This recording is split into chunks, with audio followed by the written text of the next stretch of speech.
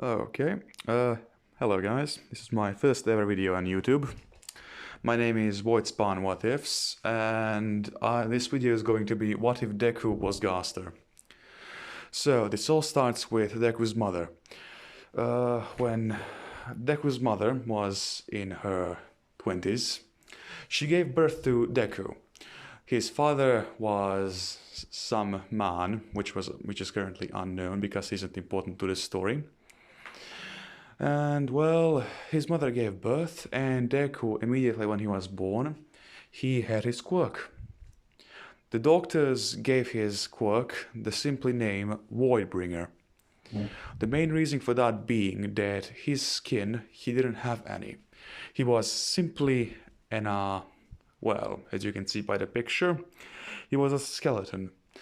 He was severely, let's see, how do I put this? Melted. Not that much as you see on the picture, but good enough that they thought that he was going to die.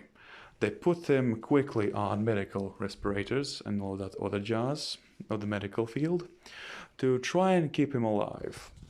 They succeeded, and both of them together went home. But the same day, Inko had bad thoughts about it, because her son looked like some sort of a monster which came out of, well, frequently speaking, the void. And well, after a couple of years of living with his mother, who gave him no thought because he didn't need to eat or drink, his mother finally abandoned him. She left him she didn't even get him into an orphanage. She simply left him. Deku was rather, well, at that moment she left a 5-year-old child with no care in the world. Deku, and so like that, for the next 3.5 years, Deku was on the streets, living, getting beaten up by gangsters for his appearance, heroes not even giving a damn about him because he looks like a villain. Until eventually a gangster tries to finally kill him because Deku had a piece of food and the gangster wanted it from him. At that point, Deku unlocked one of his plethora of abilities, being his Gaster Blaster. And after he did unlock it, he used it on him. He didn't fire it, he simply made it push him. That caused enough force for the gangster to fly off and run off. Deku did not know how to wield his power yet, so he kept trying. After a couple of months, he was able to control it. Well, decently at least. And as all that went, Deku met with someone.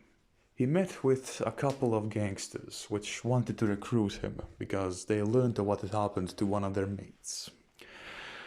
And well, after that, Deku accepted. He finally had some place to call home and some people which would take care of him. Now, in the next year, Deku was 9.5 years old. He learned how to control his Gaster Blasters and was able to summon one of his 7 hands. That one hand being the red hand, which was capable of shooting out red energy, which was powerful enough to, well, at this point was powerful enough to melt iron. That is several centimeters of iron. And, well, after that, he went on his first mission. He was carried out by the gangsters to help him out in a feud between 2 gangs. After some time, they finally met. Deku and his gang members, and, well, not his gang members, but you get the point, went ahead and fought with the other guys because the other gang, let's call them the Red Daggers. They shot one of Deku's friends, that being another gangster, who sadly died on the spot. Deku then used his Gaster Blasters. At this point he could only summon 3 of them. Although for being 9.5 years old, that was pretty good. Although, even though he was 9.5 years old, he was, well, let's say 5.5 feet tall. So he wasn't exactly small. And well, as that went on, the battle raged. Deku was able to, well, kill 3 of them, while the other 4 ran. Although all of Deku's fellow gangsters, which were in his gang, were sadly all died. Deku did not know what to do, so he simply started running and running. He came back to their hideout, took whatever he needed, some money, some of his paper, a backpack, and simply went. He ran as far as he could, until he eventually reached a small port city near Tokyo. And after that, he met with some unsavory characters. Not exactly gangsters, more like Yakuza members. These are not members of the overhaul Yakuza, because I do not plan to get them involved in Deku's life now. At least not yet. As Deku went there, they tried to, well, mock him. Get to know what his quirk was and all of that. Deku did not give any information, so they went ahead and tried to hurt him. That ended poorly, as Deku had a better quirk than any of them, although they did try.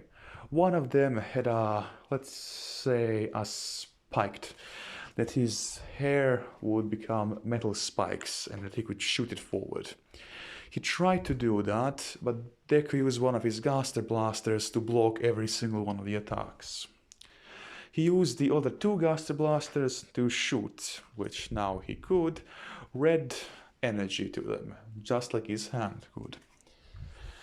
After all of that, one of them was actually able to break one of his bones on his arm, as Deku simply ran away from them after he did quite a lot of damage to them. After that, Deku unlocked his second arm, the green arm, which was specifically used for healing. Now, he could not exactly heal his broken arm yet, it wasn't that good. He could simply nullify the pain which he felt from it. To completely heal it, he had to do it himself, which he did, by using his right hand and pushing that on the cracked bone to put it in place, then bandaging it up. After that, Deku slowly made his way to Tokyo. And that should be enough for my first episode. Anyways, see you guys in the next one.